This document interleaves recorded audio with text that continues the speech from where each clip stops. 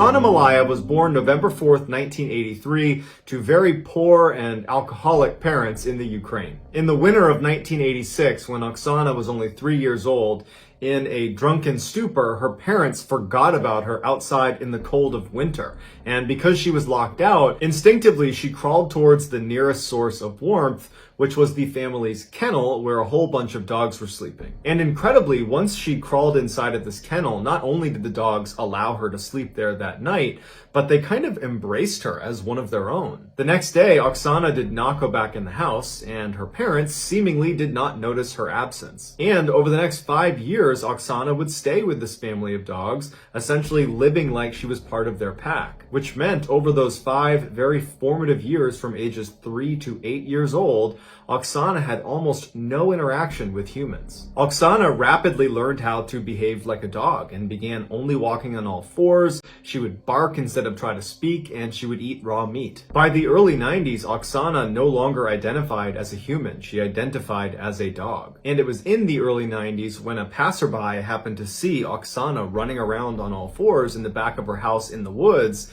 and they called the police, wondering what was wrong with this person. The police show up, and Oksana's dog family runs out and starts barking at the police to protect Oksana, and Oksana would start barking ferociously to protect herself from being captured. But eventually the police would use meat to lure the rest of the dogs away so they could retrieve the child. When she was taken into custody, doctors saw that she not only had forgotten how to walk on 2 legs, she also couldn't speak. And doctors were concerned that because she had had almost no exposure to human language for all those formative early years, that she might not actually have the capacity to speak anymore. Oksana was taken to an orphanage where she would eventually learn how to walk on 2 legs, and amazingly, she would learn how to speak. But despite these incredible gains she made towards re-entering society, her experience living with the dogs had really left a mark on her. Although she could speak, she could only speak in monotone with no rhythm and no intonation, and it was actually difficult to follow what she was saying because of that. A psychologist did an assessment of Oksana and determined that her mental capacity was only that of a 6-year-old,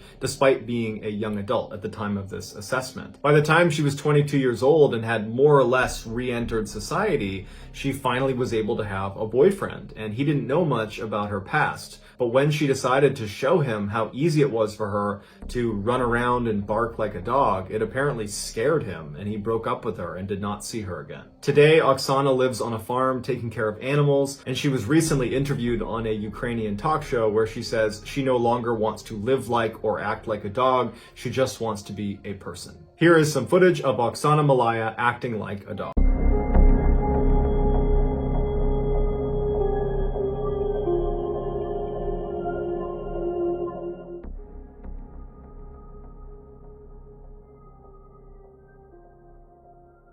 After being apart for many years, identical twin sisters Ursula and Sabina Eriksson were finally reunited on May 15th, 2008. Within 24 hours of their long-awaited reunion, the 41-year-old Swedish sisters boarded a ferry for Liverpool, England. They arrived in Liverpool at 8:30 in the morning on Saturday, May 17th, and their first stop was going to the St. Anne's police station, where Sabina would tell them that she's very concerned for the safety of her kids back in Ireland. The police would say, okay, we'll follow up, and they got in touch with their counterparts in Dublin, Ireland, who went over to the house and everything was fine. So the women leave the police station on foot and they make their way over to a bus stop, and they ultimately board a bus bound for London at about 11:30 in the morning. So they get in the bus and they start moving, and the driver asks them to take their luggage and put it in the luggage hold. But the women aggressively refuse to give up their luggage, and in fact, they start clutching their luggage against their chest. So the driver starts to feel really uncomfortable about having these 2 women on the bus, and ultimately decides to just pull over at a service station outside of the city and tell them to get off the bus. They get off, and the driver ends up calling the police and telling them there's something weird going on with these 2 women. I don't know what's inside their bags, but you might want to come check it out. As it happened, there was already a police officer at the service station who came right over to the women and started talking to them as the bus driver took off. During their conversation, the police officer felt like these 2 women were not a threat to anybody, and it was just a big misunderstanding, and they let them go. So the officer leaves, and these 2 women who don't have a car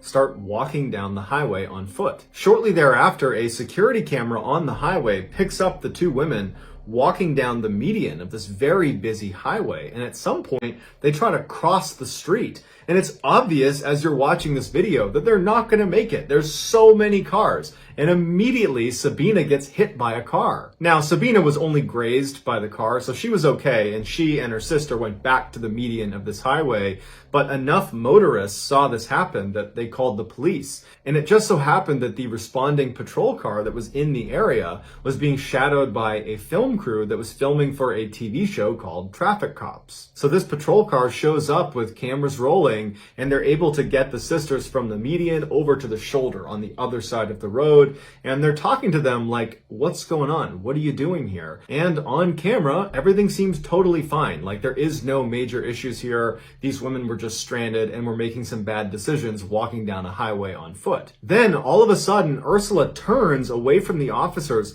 and tries to run into traffic. And there are cars whizzing by. They have not stopped traffic. And one of the officers manages to grab her arm, but only gets her jacket, which she's able to wriggle out of before launching into traffic, literally leaping into traffic, and gets hit by a huge truck going 60 miles an hour and gets thrown down the road. Literally a second later, as everyone's like, what is going on? Sabina yells, they're gonna steal your organs! And she leaps into traffic and gets hit by another car. Immediately, police run in the road, they stop traffic, and they go up to Ursula, who was the first to get hit, and they see her legs are definitely broken, but she's alive.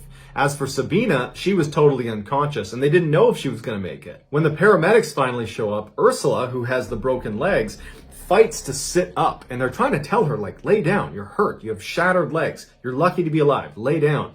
She's not listening. In fact, she's violently trying to sit up, and she starts spitting at the paramedics and the police and screaming obscenities at them like they're trying to hurt her. And they're like, we're the police, we're the paramedics, we're trying to help you. At the same time, Sabina regains consciousness, and even though paramedics and police are trying to keep her laying on the ground, she begins fighting her way up and is pushing the police off of her and finally stands up and literally squares off with one of the police officers and decks her in the face before running down the road. Police would have to run down the road after her and literally surround her as she's got her fists up like she's going to fight anybody that touches her, and they would have to tackle her to the ground and put her in handcuffs just to keep her from hurting herself. Both sisters would be transported to the hospital, and when they got there, they both apparently were acting normal again. Ursula, because of her broken legs, would be admitted to the hospital, and apparently she would stay normal and would eventually make a recovery and would be released. There were no charges pressed against her. As for Sabina, the doctors checked her out, and she didn't appear to have any injuries. So they released her, and she was brought to the police station to be charged for punching the police officer in the face. That day, Sabina would plead guilty to her charges and would be sentenced to 1 day in custody that she served that night. The next day, she was released. So Sabina leaves the police station on foot, and later that night, she's walking down the road when she sees two men walking towards her who were named Glenn and Peter. She stops them and she says, hey, I'm looking for a bed and breakfast. Are there any good ones nearby? And Glenn would say, you know, it's funny, I own a bed and breakfast. You can stay at mine. Initially, Sabina seemed hesitant, like perhaps this was a trap, but ultimately she agrees, and the three of them go back to Glenn's B&B. Once they got there, Sabina apparently was constantly looking out all of the windows, acting very paranoid. And then at one point, she offers the men a cigarette, and the men accept, and she hands them their cigarette, and she's about to light their cigarettes when she suddenly snatches them out of their mouths and says, oh, these might be poisoned, and she throws them in the trash. Just before midnight, Peter leaves, and Glenn and Sabina go to sleep in their respective rooms. The next day, Glenn gets up to make tea and food for Sabina, who's downstairs in the kitchen, but Glenn realizes he's out of tea bags. So he goes outside and he hollers to his neighbor Frank and says, hey, can I borrow some tea bags? Frank gives him the tea bags. Glenn goes back inside. About a minute later, Frank recalls seeing Glenn stagger out of the B&B, clutching his stomach, screaming, she stabbed me. And apparently his last words were, Frank, take care of my dog, before he ultimately died. Frank immediately calls the police, and Sabina immediately leaves the B&B and takes off running. She gets to a highway, and she's running along the side of this highway, and a motorist named Josh sees Sabina running, and she's clutching a hammer that she's repeatedly hitting herself in the head with as she's running. Josh drives well past her and gets out to try to intercept her, but as she's running past him, she pulls a roof tile out of her pocket and throws it and hits Josh in the head. She runs past Josh, who's now clutching his head and can't stop her. She gets to this bridge that overlooks another road and she leaps off. It's 40 feet to the ground, and when she hits the ground, she breaks both ankles and fractures her skull, but she lives and narrowly escapes being hit by another car. Eventually, police and paramedics are called, who transfer Sabina to a hospital where she once again is acting totally normal. Nothing like the crazy person that killed Glenn or was throwing roof tiles just hours earlier. Sabina would ultimately be arrested for murdering Glenn, and she would plead guilty to manslaughter, but she gave absolutely no explanation of why any of this happened. It was like she didn't understand and was a different person now. The defense claimed that although Sabina certainly killed Glenn, she should have diminished responsibility because she was suffering from a condition known as folie à deux. It's a French term that means madness of two, and basically it only presents itself in identical twins where one twin has a psychotic break and they transmit their insanity to the other twin. And amazingly, the prosecution accepted this claim and they only gave Sabina 5 years for her crimes. Sabina would serve her 5-year sentence and was released in 2011 and to this day is a free woman. Here are some highlights from that film crew that captured Ursula and Sabina acting totally crazy on the side of the highway.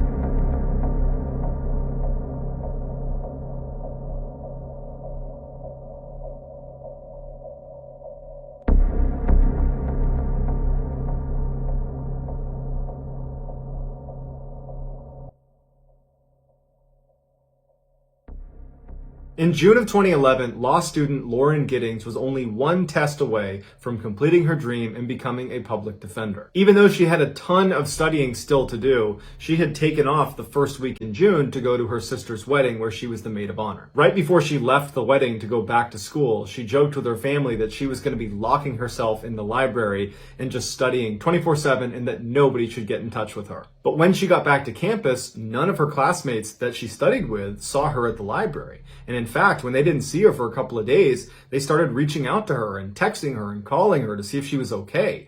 But she never picked up, she never wrote back, and so no one knew what was going on with her. One of Lauren's classmates would reach out to Lauren's sister and would ask her, hey, have you talked to your sister at all? Because we haven't seen her. And Lauren's sister would write back and say, oh no, everything is just fine. Lauren told us before she left the wedding that she was going to be locking herself away and just studying 24/7, so I'm sure everything is just fine. But this classmate wasn't convinced because this felt very uncharacteristic of Lauren to not study at the library and then not to pick up any phone calls or text messages. So she would call the police and say, hey, can you please go check on Lauren's apartment because I think something's wrong. So a police officer goes over to Lauren's apartment and knocks on the door. Lauren doesn't answer. They try the door. It's locked. The officer goes outside and looks around the outside of her apartment. There's no broken windows. There's no obvious signs of a break-in. And so the officer leaves and says, I can't do anything else unless you guys file a missing person report. So a couple of days go by and there's still no word from Lauren. And at this point, Lauren's family is now concerned and they do file a missing persons report. So the police go back to Lauren's apartment. They try knocking. She doesn't come to the door. The door is still locked. So they get the owner of the apartment building to open up her door. And when they go inside, Lauren's not in there, and at first, it doesn't seem like anything is wrong until they notice her cell phone, her keys, her purse, and her laptop are all still in there. This made the police think there could be something sinister happening here, and so they went to Lauren's friends and family and they asked, does she have any enemies? Does she have any reason to be fearful for her life? Initially, they said no one would want to harm Lauren. Everybody loves Lauren. But Lauren's sister would say to the police that there was actually one comment Lauren made a year ago that now seemed a little bit more relevant. Lauren had just got back from a vacation and she noticed there were things in her apartment that seemed like they had been moved, like someone else had been here. but no one was supposed to be in her apartment. And so she told her sister, and the two of them talked about it a little bit, but it was quickly forgotten about because there wasn't a reasonable explanation, and Lauren was so busy with school, she didn't pursue it. After police have done a thorough investigation of the inside of Lauren's apartment, they move outside of her apartment and begin scanning the exterior of the building, and they make a huge discovery. An officer who was looking in the dumpster noticed this big black trash bag that looked out of place, and when he tried to move it, it was very heavy, and when they opened it, they found a human torso, and it was Lauren's. Right before this discovery was made, a news crew had shown up outside the apartment building and was trying to interview people that lived in the apartment complex because they had been tipped off that somebody who was living here had been missing for over a week, and now police were getting involved. They saw what looked like a resident of the building looking visibly shaken up, watching the police doing their investigation, and they went over to interview him. It would turn out his name was Stephen McDaniel, and he was Lauren's neighbor, and he was a classmate of hers in law school. The interviewer asked Stephen, "What was your last interaction with Lauren?" And Stephen became really focused on how he had not seen her in the last week. And in fact, speaking on behalf of my other classmates, no one's seen her. She must have just vanished. As they're doing this interview, right on the other side of a bush, this police officer discovers Lauren's torso, and the news kind of gets out to the interviewer, they've found a body. And the interviewer says out loud to Stephen, "It looks like they found a body." And Stephen just completely changes, and he goes, "A body?" And then he goes completely silent to the point where the interviewer says, "Are you okay?" And he just stands there looking completely distant before walking away from the interviewer, sitting down with his back turned, and hyperventilates before the interview ends. Once this case went from missing person to homicide, the police started searching all the rooms on Lauren's floor.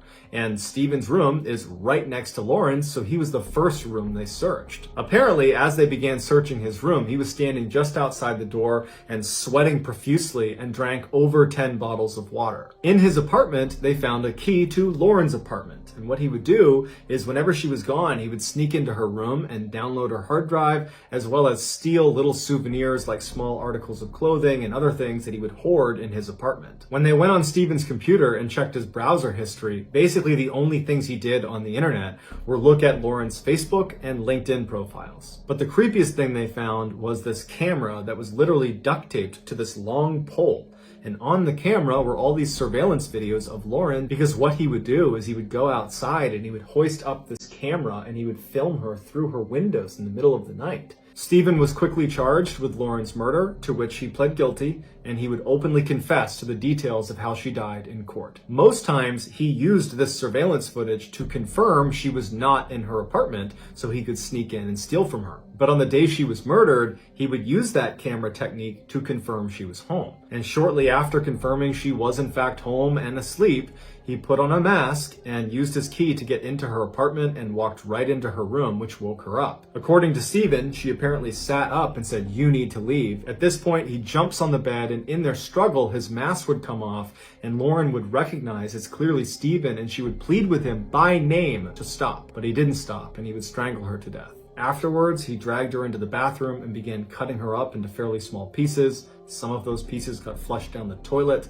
The others were put in bags, and only one of those bags was ever discovered, and that was the one of her torso. Stephen was ultimately given a life sentence. Here is a highlight of Stephen's interview when it's revealed that they've discovered Lauren's body. No one has seen her since Saturday. I haven't seen anything. I've always seen noise outside, but it's just people walking by pretty much. We just don't know where she is. What about in the parking lot area? I know they've been doing a lot of, I think that's where they have recovered the body or whatever they recovered from there. Body? Had you seen anything there?